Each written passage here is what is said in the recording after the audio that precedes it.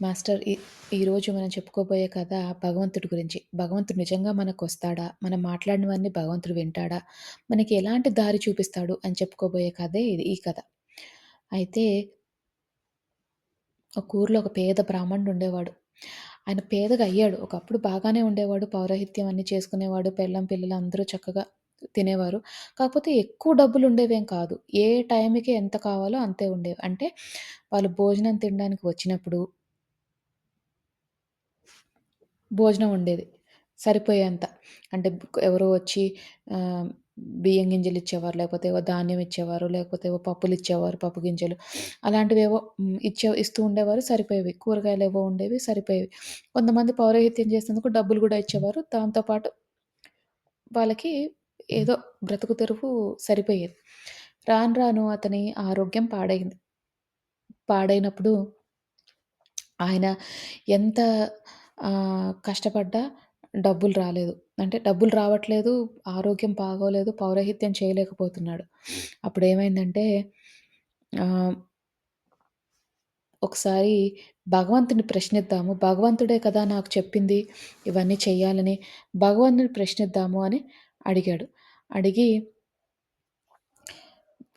ఇప్పుడు భగవంతుడిని ప్రశ్నించాలంటే ఎలాగా? భగవంతుడే కదా మనకి అన్నీ చేయాల్సింది. ఎలా ప్రశ్నించను నేను అని ఆలోచించాడు. ఆలోచించి ధ్యానం చేద్దామని చెప్పి ధ్యానం చేస్తాడు.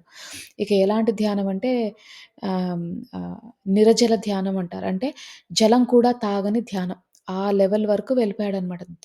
ధ్యానంగా బాగా ధ్యానం చేసి ప్రశ్నిద్దామని. అలా కొన్ని రోజులు ధ్యానం చేసి ప్రశ్నించాడు భగవంతుడిని. బాగా ప్రశ్నించాడు. భగవంతుడు కల్లోకి కనిపిచ్చాడు. కల్లోకి కనిపిచ్చి అంటాడు, "నువ్వు నా భక్తుడివే నాకర్థమైంది. కానీ నా భక్తుడి కంటే ముందు నేను నిన్ను చూసి ఎందుకు ఇంప్రెస్ అయ్యాను అంటే, నువ్వు మంచి పనులు చేశావు ఇప్పటిదాకా. చాలా మంచి పనులు చేశావు. ఆ మంచి పనులకి నేను నీకు నీ ప్రాబ్లమ్స్‌ని నేను తీర్చాలి. అది నా బాధ్యత. ఎందుకంటే చాలా మంచి పనులు చేశావు కాబట్టే నీ మంచి నువ్వు నన్ను దండం పెట్టుకున్నందుకు కాదు. నేను నీకు నీ ప్రాబ్లమ్స్ అన్నీ తీర్చేది. నీ ఇబ్బందులన్నీ నేను తీర్చేది నువ్వు నన్ను దండం పెట్టుకున్నందుకు కాదు. నువ్వు మంచి పనులు చేశావు కాబట్టే నీ కర్మని కొంచెం తగ్గిస్తాను అని భగవంతుడు అంటాడు. మరి నువ్వు ఇంత కష్టపడుతున్నావు గదా! పిల్లల గురించి ఇంత బాధపడుతున్నావు కదా! సరే నిన్ను ఒక చెట్టుకి దగ్గర తీసుకెళ్తాను. ఆ చెట్టు అందరికీ కొబ్బరి చెట్టే. కొబ్బరికాయ చెట్టే.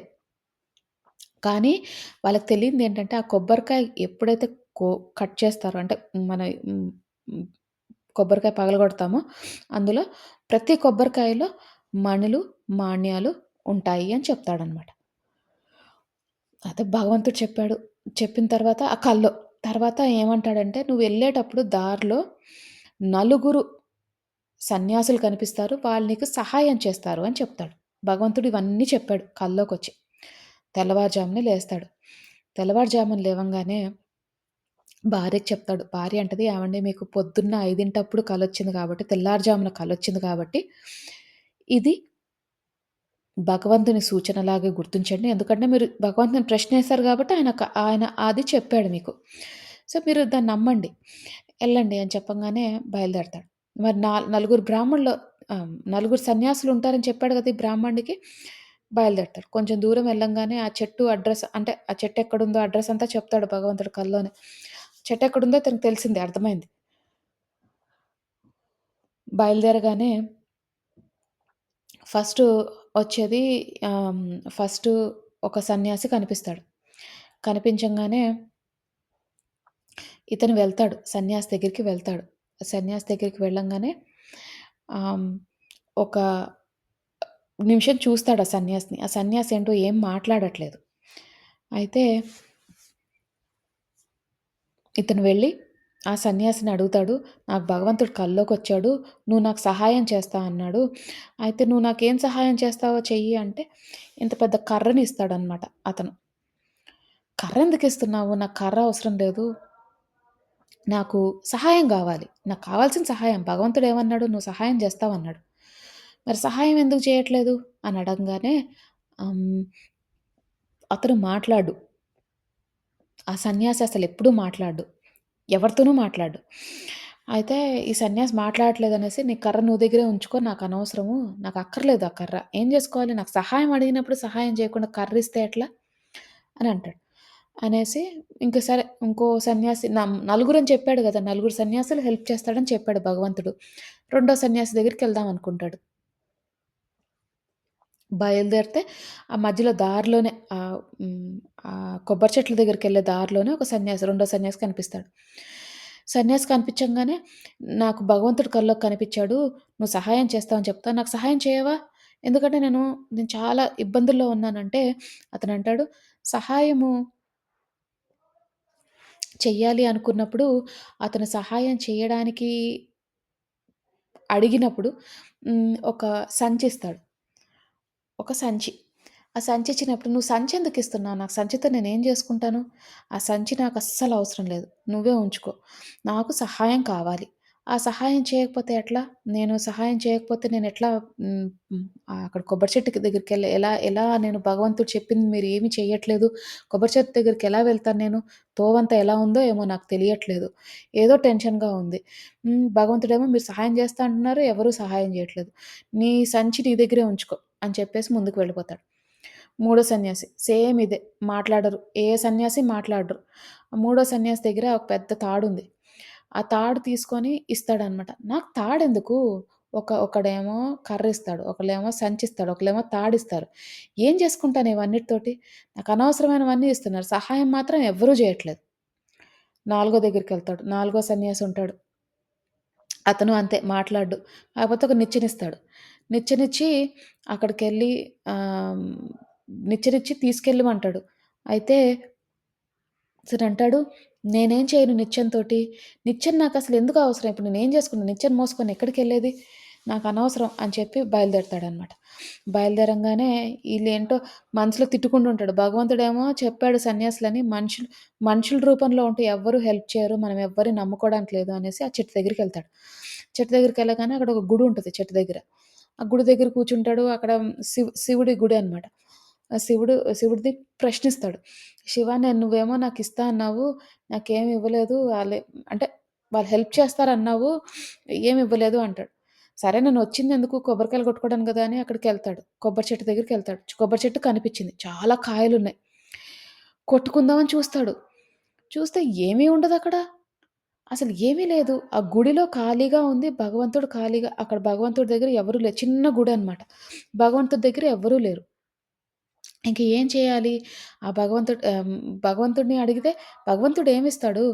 ఇక అక్కడ అక్కడికెళ్ళిపోయి ఇంటికెళ్ళి మాట్లాడదాం అనుకుంటాడనమాట. భగవంతుడినెళ్ళి నేను క్వెషన్స్ అడుగుతాను. భగవంతుడి బాధ్యత ఇది నాకివ్వడం కోసము. ఆయనెందుకు ఇవ్వట్లేదు నాకు అని అడుగుతాడు. అడగగానే ఆహ్, మళ్ళీ ఇంటికెళ్ళి మళ్ళీ ధ్యానం చేసి మళ్ళీ కలొచ్చేలాగా చూసుకుంటాడు. భగవంతుడొస్తాడు కల్లోకి. భగవంతుడొచ్చినప్పుడు ప్రశ్నిస్తాడు. భగవంతుడా నేను నిన్నడిగాను. ఇన్ని విషయాలడిగాను. ఇన్ని చేస్తా అన్నావు నువ్వు మాటిచ్చావు. మాటిచ్చి నువ్విలా చేస్తావా అంటే, భగవంతుడు ఒకటే అంటాడు. నేను నీకు మాటిచ్చాను. కానీ నేనిచ్చింది నువ్వు పాటిచ్చావా? నేను నీకేం జెప్పాను? నలుగురికి సహాయం చేస్తా అన్నాను. నీకు నా మీద నమ్మకం ఉందా? నమ్మకం ఉన్నప్పుడు ఏం జేయాలి? వాళ్ళిచ్చినవి తీసుకోవాలి. సహాయం చేస్తా అన్నప్పుడు వాళ్ళిచ్చినవి తీసుకోవాలి. అది నీకింకా అర్థం గావట్లేదు. వాళ్ళిచ్చినవేంటి? నువ్వు ఎక్కడానికొక నిచ్చెను, ఆ చెట్టెక్కడానికొక నిచ్చెను, ఆ కొబ్బరికాయలు కొట్టడానికి ఒక కర్ర, ఒక సంచి, ఒక తాడు. ఎందుకు? ఆ సంచిలో అన్నీ యేసుకొని, ఆ తాడుతో కట్టుకొని, అవన్నీ పట్టుకొని నువ్వు ఎళ్ళడానికి. మీ ఇంటికెళ్ళడానికి. ఇచ్చావు. ఇచ్చినప్పుడు నువ్వు తీసుకోలేదు సహాయం. మళ్ళీ వచ్చి నన్ను ప్రశ్నిస్తున్నావు. నువ్వేం జేశావు అని. సహాయం అంటే సహాయంలాగే కాదు. మనము మామూలుగా కూడా అంటే అది ఏ రూపంలో ఎందుకు పనికొస్తుందనేది మనకి తెలీదు తర్వాత. ఆ ప్రాబ్లమ్ వచ్చే వరకు మనకర్థం కాదు. ఓహో! అందుకా మనకిదయింది అని అనుకుంటాం తర్వాత. సో, ఇందులో గూడా ఈ సిట్యుయేషన్‌లో గూడా అలాగే అనుకున్నాడతను. అనుకోని ఇట్లా చాలా చాలా ఇబ్బందులు పడి మళ్ళీ ఆహ్, ఆ భగవంతుడి దగ్గరికెళ్ళి మళ్ళీ ఇంకో ఛాన్స్ ఇవ్వమని అంటే సెకండ్ ఛాన్స్ ఇవ్వమని అడిగాడనమాట. అడిగితే ఆ భగవంతుడు ఏం జేశాడు, "నువ్వు ఒక్కసారి ఇచ్చాను. నువ్వు ఇంకోసారి ఇవ్వలేదంటావు. కానీ నీకు రెండోసారి ఛాన్స్ ఇస్తున్నా" అనేసి సెకండ్ ఛాన్స్ ఇస్తున్నాడు. సెకండ్ ఛాన్స్ ఈ కథలో ఇచ్చాడు. భగవంతుడు ఇచ్చాడు. ఇంకో ఛాన్స్ మళ్ళీ వెళ్ళాడు. ఈసారి ఆళ్ళు చెప్పినయన్నీ అవన్నీ ఇప్పుడు బుద్ధొచ్చింది గదా! తీసుకున్నాడు. అన్నీ తీసుకొని మళ్ళీ వెళ్ళి అక్కడ చెట్టు దగ్గరికెళ్ళి కొబ్బరికాయలు తెచ్చుకొని, ఆ కొబ్బరికాయలు కొట్టంగానే అందులో మణులు, మాణిక్యాలు, ముత్యాలు ఏవైతే ఉన్నాయో భగవంతుడు ఇచ్చాడు. అయితే మనమేం నేర్చుకోవాలి ధ్యానుల్లాగా, మనకి భగవంతుడు ఎంతో జ్ఞానాన్నిస్తున్నాడు. ప్రతిరోజు మనతో పాటు ధ్యానం జేస్తున్నాడు. మనం ధ్యానం చేసుకున్నప్పుడు భగవంతుడిని ఆహ్వానిస్తున్నాము. తర్వాత అదే కాకుండా అన్నిటికంటే ముఖ్యమైనదేంటంటే భగవంతుడు మనకి ఆహ్, ఈ ఈ జ్ఞానాన్ని అంటే మన ప్రాబ్లమ్ సాల్వ్ చేసుకునే జ్ఞానాన్ని మనకిస్తున్నాడు. ప్రతిరోజు గూడా. ధ్యానం చేసినప్పుడు మనం అడుగుతాం గదా! భగవంతుడిని మనం ఈ స్థితిలో ఉన్నామని అడుగుతున్నాం. ఇట్లానే ఇతను ఈ బ్రాహ్మణ్ లాగానే మనం గూడా ప్రశ్నిస్తున్నాం. ప్రశ్నిస్తున్నప్పుడు ఏంటి ఆ భగవంతుడు మనకి ఎన్నో విధాలుగా, ఎన్నో రకాలుగా చెప్తున్నాడు. ఇట్లా చేసుకోవచ్చు, ఇట్లా చేయొచ్చు. తాత్కాలికం మాత్రమే మీకు ప్రాబ్లమ్ సాల్వ్ అయ్యే టైమొస్తుంది. లేకపోతే ఎవరినో ఒకళ్ళని పంపిస్తాడు భగవంతుడు. మనకి సాల్వ్ చేయడానికి మన ప్రాబ్లమ్స్ మనం చెప్పుకున్న తర్వాత భగవంతుడే వచ్చి నేను అదే రూపంలో మళ్ళీ రూపం గూడా అలాగే వెంకటేశ్వర స్వామిలాగా కిరీటం పెట్టుకొనొచ్చి మనకి సహాయం చేయడు. లేకపోతే శివుడిలాగా ఆ డ్రెస్ ఏసుకొనొచ్చి సహాయం చేయడు. అవన్నీ మనకి కావాల్సిన విధంగా గుర్తుంచుకునేటట్టు భగవంతుడనేవాడు ఉన్నాడు అని గుర్తుంచుకునేటట్టు చేసేవి తప్పితే, వాళ్ళు ఆ రూపంలో వచ్చి మనకేం సహాయం చేయరు. వేరే వాళ్ళ రూపంలో అంటే మానవ స్థితిలో ఎవరైతే ఉన్నారో వాళ్ళ రూపంలో వచ్చి మనకు సహాయం జేస్తారు. అది మనం అర్థం జేసుకోం. మనం ఏంటంటే ఎక్కడ పోయిందో అక్కడే రావాలి అనుకుంటాం. ఒకళ్ళకి మనం సహాయం జేస్తే వాళ్ళే మనకు తిరిగి సహాయం చేయాలనుకుంటాం. కానీ అది కాదు. మనం ఒకళ్ళకి సహాయం జేస్తే ఇంకెక్కడి నుంచో మనకసలు తెలియని చోటు నుంచే సహాయం కుదురుతుంది. అదంతే. అది రూలు. ఒక్కొక్కసారి మనం హెల్ప్ చేసిన వాళ్ళే మనకు హెల్ప్ చేయొచ్చు. తిరిగి హెల్ప్ చేయొచ్చు. లేదంటే ఇంకెవరో హెల్ప్ చేయొచ్చు. ఈ ప్రపంచ రూలేంటంటే, ఈ విశ్వం రూలేంటంటే, మనకి హెల్ప్ చేయడం ఇంపార్టెంట్ అంతే. అంటే మనం హెల్ప్ చేసినప్పుడు మనకెవరో చేస్తారు మనకవసరం ఉన్నప్పుడు. ఎవరు చేస్తున్నారన్నది మనకి మనుషుల్లాగా మనం అది ఆలోచిస్తాం. ఎవరు చేస్తున్నారు? మనం వాడి వాడి వాడి కూతురు పెళ్ళికి ఎంత హెల్ప్ చేశాము. మనకెవ్వరు హెల్ప్ చేయట్లేదని అనుకుంటాం. లేకపోతే వాళ్ళు ఇల్లు కట్టినప్పుడు మనం ఇన్ని డబ్బులిచ్చాం. మనం లేకపోతే వాళ్ళు ఇది గూడా చెయ్యరు. వాళ్ళు ఇల్లు గూడా కట్టుకునేవారు గాదు. అంత హెల్ప్ చేసాం. మనకు అవసరం వచ్చినప్పుడు చూడు వాడేమి హెల్ప్ చేయట్లేదని అనుకుంటాం. తిట్టుకుంటాం. మనం ఎవరికైనా హెల్ప్ చేస్తే వాళ్ళు మనకు తిరిగి హెల్ప్ చేయకపోతే తిట్టుకుంటాం. నిజంగానే తిట్టుకుంటాం. బాగా గలీజ్‌గా తిట్టుకుంటాం. అసలు ఈ మానవత్వం మీదే ఇట్లా ఇట్లాంటి క్వెషన్స్ వచ్చేటట్టు మాట్లాడతాం. భగవంతుడినే ప్రశ్నిస్తాం. కానీ ఆ హెల్ప్ భగవంతుడు మనకి వేరే వాళ్ళ రూపంలో తెస్తున్నాడని ఎప్పుడూ ఆలోచించం. అలానే మనకిచ్చే ఆయుధాలు అంటే ఆ బ్రాహ్మణుడికిచ్చినట్టు ఒక సంచి, ఒక కర్ర కొట్టడానికి నిచ్చెన ఇవన్నీ ఇచ్చినట్టు మనకు కూడా ఎన్నో ఇచ్చాడు. అందులో ధ్యానం ఒకటి. ధ్యానం చేసినప్పుడు డైరెక్ట్‌గా మనం ప్రశ్న అడగొచ్చు. డైరెక్ట్‌గా మనము ఆ ధ్యాన స్థితిలోకెళ్ళి మనకు కావాల్సింది చేసుకోవచ్చు. సో, ఇవన్నీ ఇచ్చినా కూడా మనము తెలుసుకోవట్లేదు. ఆ విలువలు తెలుసుకోవట్లేదు. ఆ విలువలు తెలుసుకోనప్పుడు ఏమవుతది? మా ప్రాబ్లమ్ ఎప్పటికి ప్రాబ్లమ్ లాగే ఉంటది. ఒకవేళ ఈ కథలో అంటే అతనికి సెకండ్ ఛాన్స్ వచ్చింది. ఇంకో ఛాన్స్ ఇచ్చారు. మనకి సెకండ్ ఛాన్స్ ఉంటదో, ఉండదో మనకు తెలీదు. ఎందుకంటే మనము అది గుర్తించలేకపోతున్నాం. ఆ భగవంతుడు పంపించిన సహాయాన్ని మనం గుర్తించలేకపోతున్నాం. ఎలా పంపిస్తున్నాడు? ఎంత జ్ఞానాన్నిస్తున్నాడని గుర్తించలేకపోతున్నాం. అప్పుడేమవుతది? ఆ ప్రాబ్లమ్ లాగా ఉండిపోద్ది. సో, అందుకని మనం ఎప్పుడు ఎరుకలో ఉండాలి. ఎరుకలో ఉంటూ పక్క జరుగుతున్నవన్నీ తెలుసుకుంటూ మంచి మార్గంలో ఉండి, ధర్మ మార్గంలో ఉండి, మనతో పాటు నలుగురికి సహాయం చేస్తూ ఉంటే ఆటోమేటిక్‌గా ఆ జ్ఞానం అలానే వస్తూ ఉంటుంది. మనకి హెల్ప్ చేసేవాళ్ళు కూడా అలానే వస్తూ ఉంటారు మాస్టర్స్. సో, అది ఈరోజు కథ. అందరూ కథ విన్నారు కాబట్టి చక్కగా మనము ధ్యానం చేసుకుందాము. అందరూ స్థిర సుఖాసనంలో కూర్చోండి. అంటే మీకు ఏ పొజిషన్ కంఫర్టబుల్‌గా అనిపిస్తే ఆ పొజిషన్‌లో కూర్చోండి. ఒకవేళ మీ ఆరోగ్య రీత్యా మీరు కూర్చోలేకపోతే పడుకొని కూడా ధ్యానం చెయ్యొచ్చు. కూర్చున్నప్పుడు మీరు వెన్నుముక్క స్ట్రెయిట్‌గా ఉండేటట్టు చూడండి. తల నిటారుగా పెట్టండి. వేలల్లో వేలు పెట్టుకోండి. కళ్ళు 2 మూసుకోండి. అలాగే పడుకొని ధ్యానం చేసేవారు కాళ్ళు మీద కాళ్ళు పెట్టుకొని, వేలల్లో వేలు పెట్టుకొని, కళ్ళు 2 మూసుకోండి.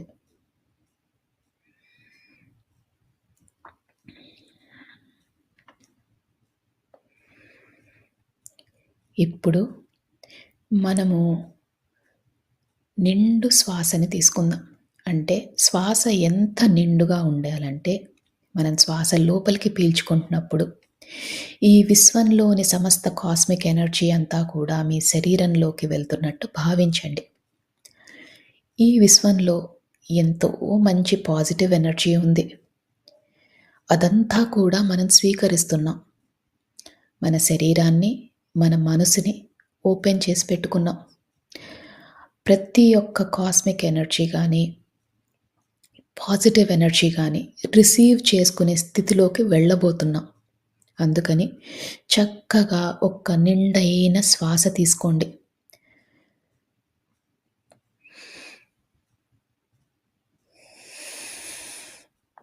ఆ శ్వాసని వదిలేసేటప్పుడు మనలోని సరికాని ఆలోచనలు, చికాకులు, టెన్షన్లు ఏవైనా ఉంటే అవన్నీ తొలగించుకునే ప్రయత్నం చేయండి. ఈ నిండైన శ్వాస తీసుకున్నప్పుడు మీ ఊపిరితిత్తులు నిండుగా అనిపిస్తాయి. అలాగే ఆ శ్వాసని వదిలేసేటప్పుడు చాలా తేలికైపోతాయి. దీన్ని గమనించండి. ఇలానే ఒక 5 సార్లు నిండైన శ్వాస తీసుకొని వదిలేసే ప్రయత్నం చేయండి.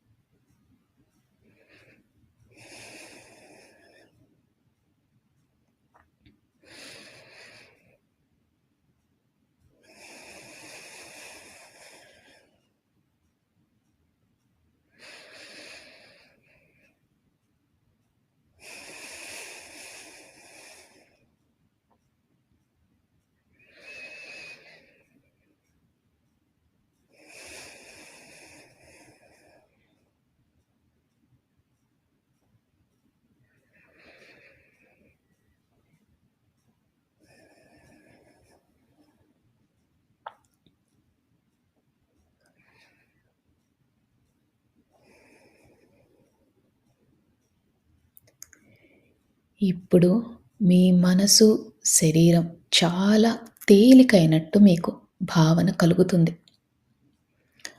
మనమిప్పుడు శరీరంలో ప్రతి భాగాన్ని రిలాక్స్ చేసుకునే ప్రయత్నం చేద్దాం. అంటే ముందుగా సహస్రారం, తల భాగం, దాన్ని రిలాక్స్ చేసుకునే ప్రయత్నం చేద్దాం. అలానే ముఖము, చెవులు, భుజాలు, చేతులు, చేతి వ్రేళ్ళు, పొట్ట, నడుము, కాళ్ళు, పాదాలు, కాలివ్రేళ్ళు అన్నిటినీ రిలాక్స్ చేసుకోండి. రిలాక్స్ చేయడం అంటే మీరు కంఫర్టబుల్ పొజిషన్లో కూర్చున్నట్టు, అలానే తేలిగ్గా అయినట్టు మీకు అనిపిస్తే మీ శరీరం రిలాక్స్ అవుతున్నట్టు. బిగించి పట్టకండి. శరీరాన్ని చాలా లూజ్గా, రిలాక్స్డ్గా చేయండి.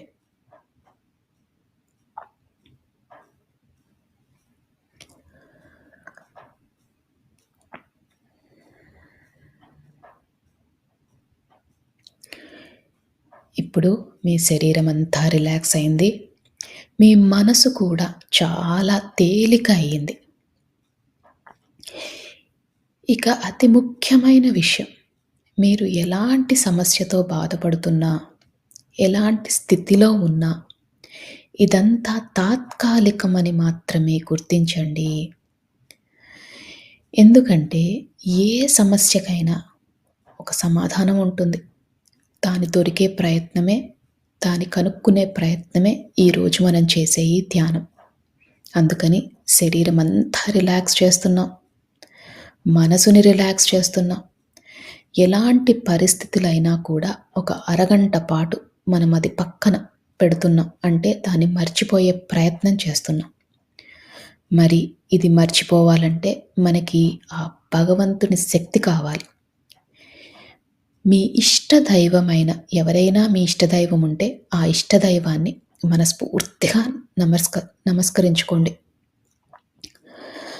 అలానే ఒకవేళ మీ ఇష్టదైవం లేకపోయినా భగవంతుడి పైన నమ్మకం లేకపోయినా, ఈ విశ్వంలోని ఉన్న కాస్మిక్ ఎనర్జీ, ఆ పాజిటివ్ ఎనర్జీ ఏదైతే మనల్ని నడిపిస్తుందో దాన్ని నమస్కరించుకొని, కృతజ్ఞతలు తెలియజేసుకొని, మనతో పాటు ధ్యానం చేయడానికి ఆహ్వానించండి.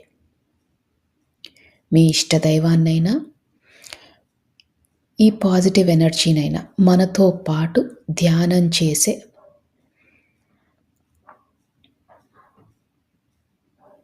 అవకాశాన్ని మనకి ఇవ్వమని మనస్ఫూర్తిగా ఆర్తితో చెప్పుకోండి.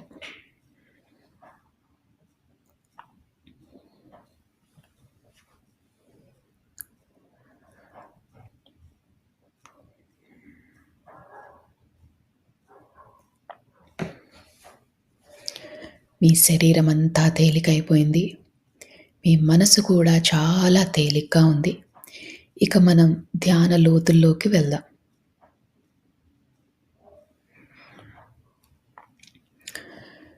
మీకు కనుబొమ్మల మధ్యన బొట్టు పెట్టుకునే దగ్గర రకరకాల రంగులు కనిపిస్తాయి. కొన్నిసార్లు విజన్స్ కానీ, కాంతులు కానీ కనిపిస్తాయి. దాన్ని థర్డ్ ఐ లొకేషన్ అంటారు. ఈ ధ్యానం మొత్తంలో కూడా ఆ లొకేషన్‌లో, అంటే మీ కనుబొమ్మల మధ్యన దృష్టి పెట్టేలాగా, దాని మీద ఫోకస్ పెట్టేలాగా చూసుకోండి. మీకు ఎప్పుడు ఆలోచనలు వచ్చినా నెమ్మదిగా శ్వాస మీదికి ధ్యాస మరల్చండి. ఆలోచనలు వస్తూ ఉంటాయి. అది చాలా సహజం. ఆలోచనలు వచ్చినప్పుడల్లా నెమ్మదిగా శ్వాస లోపలికి ఎలా వెళ్తుంది, ఎలా బయటికి వస్తుంది అని గమనించండి.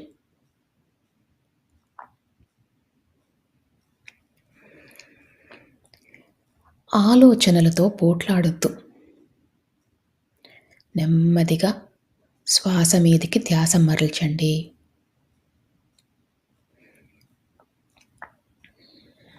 ఈ ప్రక్రియలో, ఈ ధ్యాన ప్రక్రియలో చాలాసార్లు ఆలోచనలు వచ్చే అవకాశం ఉంది. మనం ధ్యానం లోతులోకి వెళ్ళినప్పుడు ఏ ఆలోచనలు రావు. అందుకనే ఆలోచనలు వచ్చినప్పుడల్లా శ్వాస మీదికి ధ్యాస మరల్చండి.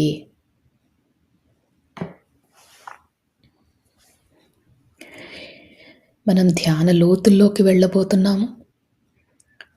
ఇక ఒక్క 3 సార్లు మళ్ళీ మంచి నిండైన శ్వాస తీసుకొని వదిలేయండి. శ్వాస తీసుకుంటున్నప్పుడు మీతో పాటు ఉన్న భగవంతుని శక్తి కూడా మీ దగ్గరికి వస్తున్నట్టు, అలానే ఈ విశ్వంలోని కాస్మిక్ ఎనర్జీ శక్తి అంతా కూడా మీ శరీరంలోకి వెళ్తున్నట్టు భావించండి. ఈసారి ఆ శక్తి రెండింతలయ్యింది. ఎంతో అద్భుతమైన ఈ శక్తిని మనం స్వీకరిస్తున్నాం. అందుకని శ్వాస లోపలికి వెళ్ళేటప్పుడు చక్కగా నిండుగా మీ ఊపిరితిత్తులన్నీ కూడా నిండుగా అయ్యేటట్టు భావించి ఆ శ్వాసని తీసుకొని మళ్ళీ వదిలేయండి. ఇలా 3 సార్లు చెయ్యండి.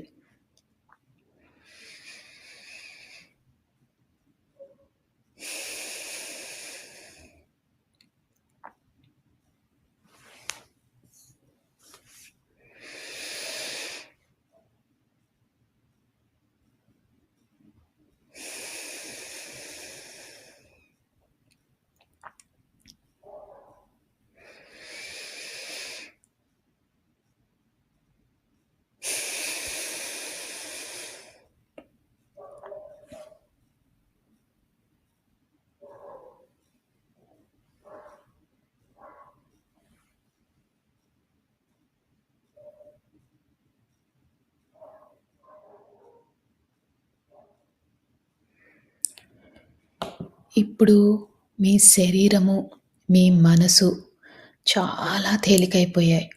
ఇంకా మీరు ధ్యాన లోతుల్లోకి వెళ్ళారు. అంటే మీ పక్క జరిగేవి ఏమీ వినిపించవు. నా మాటలు మాత్రమే వినిపిస్తున్నాయి.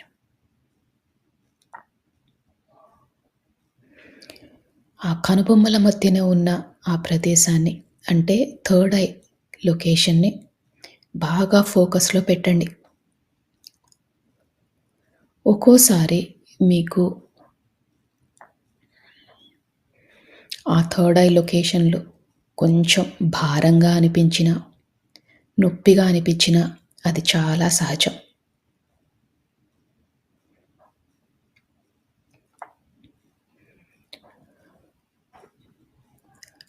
మన ఇష్టదైవంతో పాటు, ఈ విశ్వంతో పాటు మనము ఇంకా ధ్యాన లోతుల్లోకి వెళ్తున్నాం.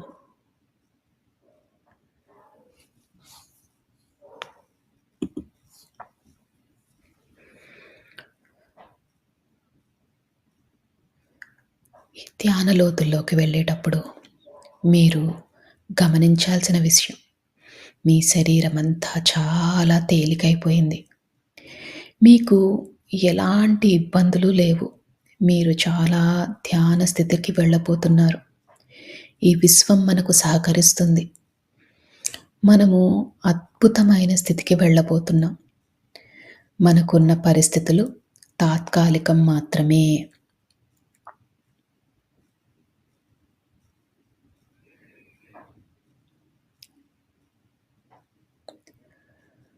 మనము ఈ జీవితానికి, ఈ విశ్వానికి, మన ప్రయాణానికి, ఈ జీవన ప్రయాణానికి కృతజ్ఞతలు తెలియజేసుకోవాలి. ఎందుకంటే ఎంతో అదృష్టం ఉంటే మనం ఈ ధ్యాన మార్గంలోకి వచ్చాము. జ్ఞానాన్ని తెలుసుకుంటున్నాము.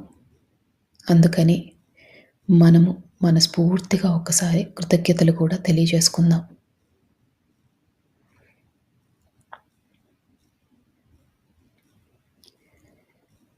ఈ కృతజ్ఞతలు తెలియజేసినప్పుడు మీ శరీరం ఇంకా తేలికవుతుంది. ఎందుకంటే మీలోని సరికాని ఆలోచనలన్నీ తొలగిపోయాయి.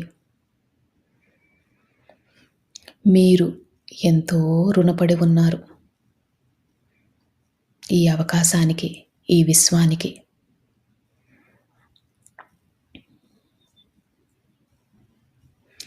మనసుని బాగా తేలిక చేసుకోండి. అదే స్థితిలో ఉండండి.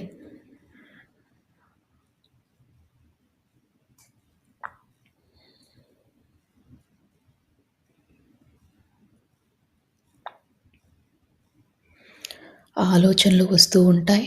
ఆలోచనలు వచ్చినప్పుడల్లా కూడా నెమ్మదిగా శ్వాస మీదికి ధ్యాస మరల్చండి.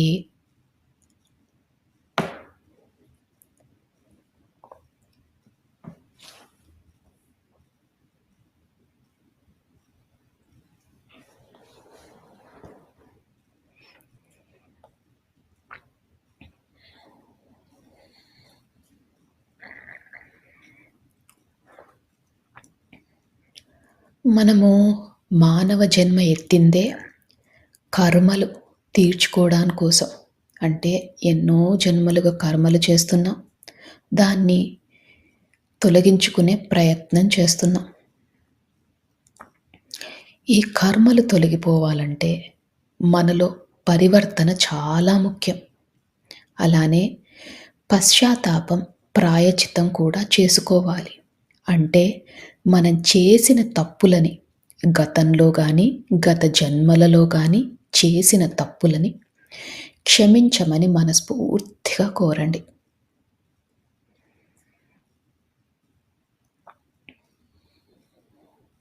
అలానే పరివర్తనలో ఉంటాము అని సహాయం కావాల్సిన వాళ్ళకి సహాయం చేస్తామని మనస్ఫూర్తిగా సంకల్పం చేసుకోండి.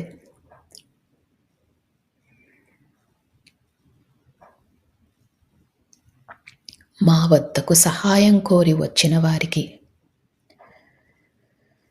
తప్పకుండా మాకు ఉన్నంతలో తోచినంత తప్పకుండా సహాయం చేస్తాము. మేము నేర్చుకుంటున్న ఈ ధ్యానాన్ని, జ్ఞానాన్ని పంచుతాము.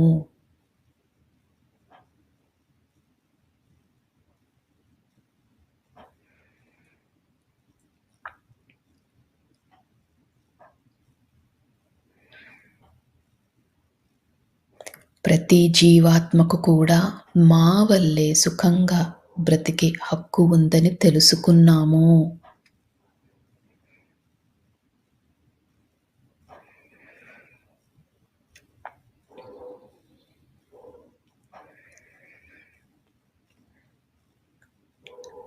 ఈ విశ్వానికి, ఈ భూమాతకు కావాల్సిన సహాయం చేస్తాము.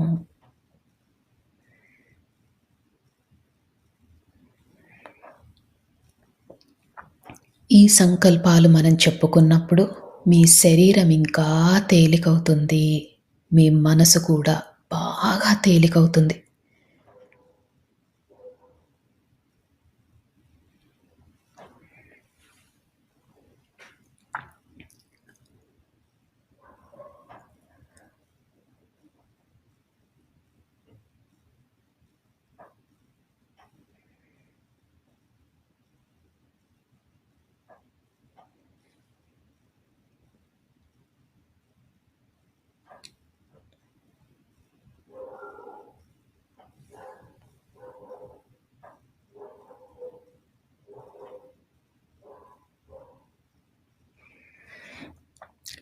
ఈ సంకల్పం చెప్పుకున్నప్పుడు మీ శరీరం చాలా తేలికైంది. ఇంకా లోతులోకి వెళ్ళే ప్రయత్నం చేయండి.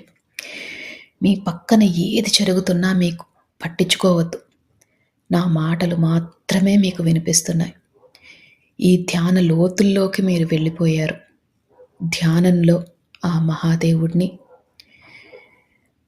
ఆ పరమశివుడిని, ఆ జగన్మాతను, మీ ఇష్టదైవాన్ని, అలానే మీకు ఈ విశ్వం నుంచి కావాల్సిన సహకారం దొరకాలని మనస్ఫూర్తిగా కోరండి.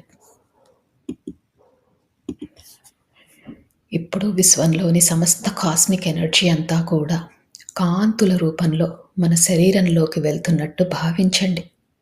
అద్భుతమైన కాంతులు, ఎటు చూసినా కాంతులే. ఈ కాంతులే మనకు సర్వం, ఈ కాంతులే మనకు దైవం, ఈ కాంతులే మనకు ఆరోగ్యం.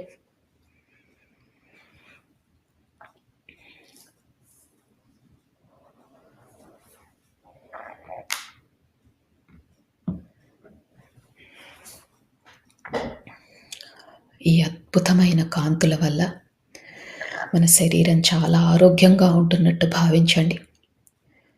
అలానే ఈ ధ్యానం చేసినందువల్ల మనలోని సరికాని ఆలోచనలు అన్నీ తొలగిపోతున్నట్టు భావించండి.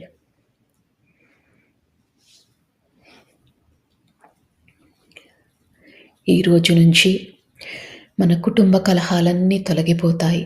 మన ఆర్థిక స్థితి మెరుగుపడుతుంది. మనం పడుతున్న మానసిక వ్యధ తొలగిపోతుంది. మన ఆరోగ్యం మెరుగుపడుతుంది. అద్భుతమైన కాంతులు, ఎటు చూసినా కాంతులే.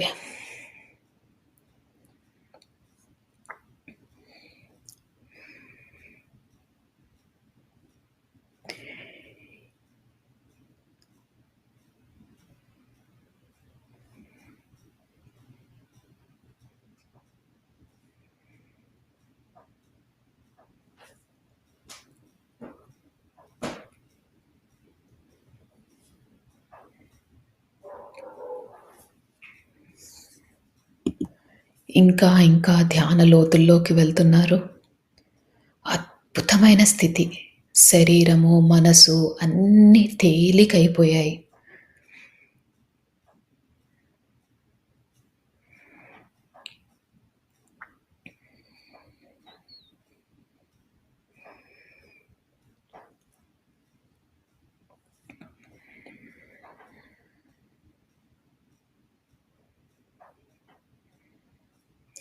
ఒకవేళ ఆలోచనలు వస్తుంటే ఆలోచనలని వాటితో పోట్లాడకుండా నెమ్మదిగా శ్వాస మీదికి ధ్యాస మరల్చండి.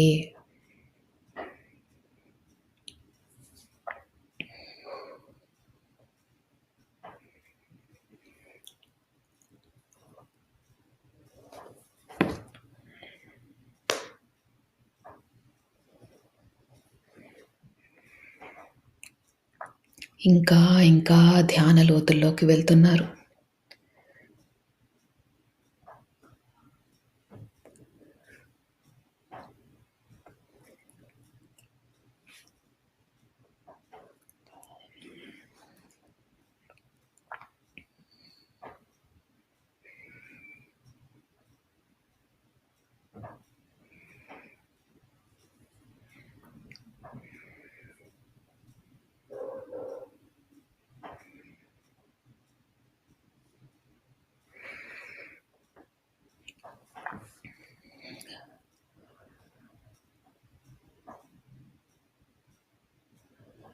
కనుబొమ్మల మధ్యన బొట్టు పెట్టుకునే దగ్గర మీకు రంగులు కనిపించినా, కాంతులు కనిపించినా, విజన్స్ కనిపించినా ఇంకా లోతుకు వెళ్ళండి.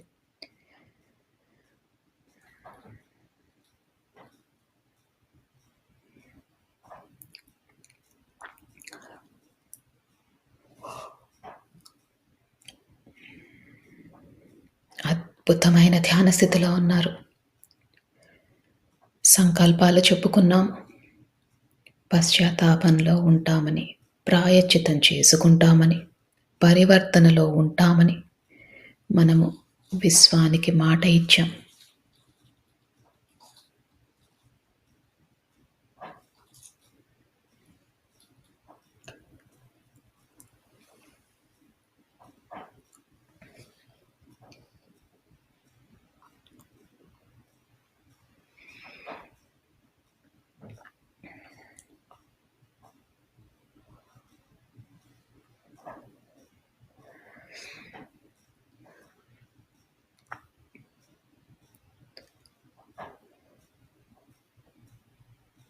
మీ శరీరాన్ని గమనించండి.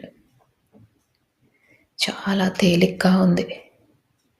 ఇదే స్థితిని కొనసాగిస్తూ ఇంకా ధ్యాన లోతుల్లోకి వెళ్ళండి.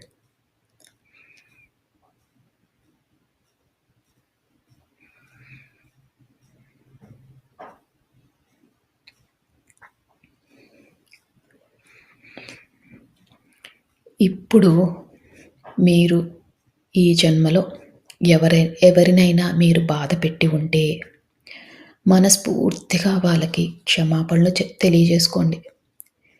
అజ్ఞానంతో, అహంకారంతో వాళ్ళని బాధ పెట్టాము అని మనస్ఫూర్తిగా వాళ్ళని క్షమించమని కోరండి.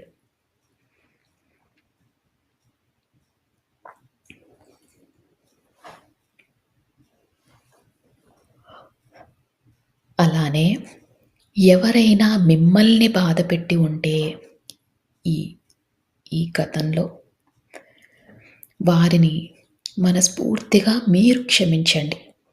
వారు తెలియక, అజ్ఞానంతో, అహంకారంతో తప్పులు చేసి ఉంటారు. అందుకని మీకు వారిపైన ఎలాంటి కోపమున్నా, ద్వేషమున్నా అవన్నీ తొలగించుకోండి.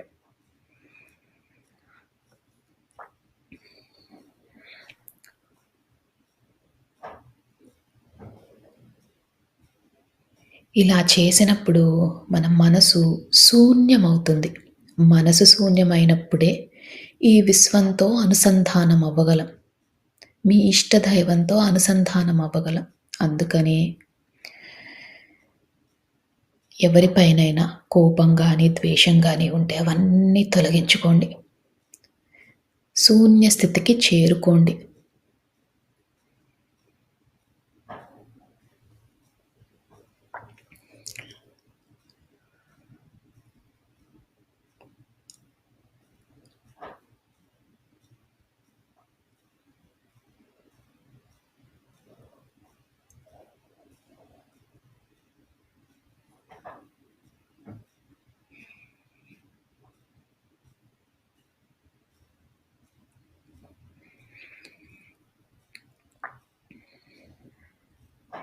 ఎప్పుడైతే మనం క్షమాపణ కోరామో, మనని బాధపెట్టిన వారిని క్షమించామో, మన మనసు శూన్య స్థితికి చేరుకుంది. మీరు ఇంకా ధ్యాన లోతుల్లోకి వెళ్తున్నారు.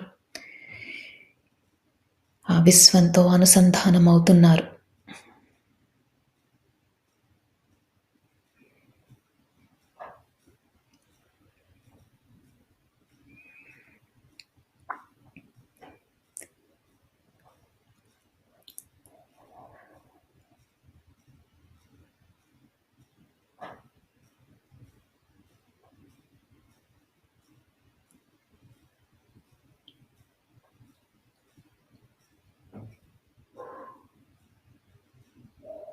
ఇదే స్థితిని కొనసాగిస్తూ మీరు ఇంకా ధ్యాన లోతుల్లోకి వెళ్ళండి.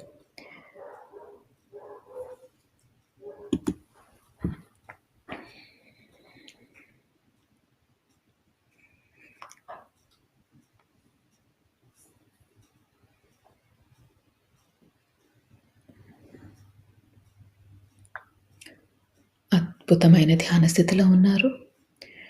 ఇదే స్థితిని కొనసాగిస్తూ మీరు ఇదే స్థితిలో ఉండొచ్చు.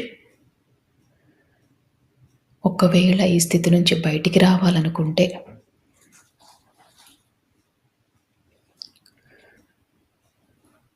మీ శరీరాన్ని కొద్దిగా కదపండి. నెమ్మదిగా మీ ధ్యాన స్థితిలో నుంచి బయటికి రండి. చేతులు 2 విడదీయండి.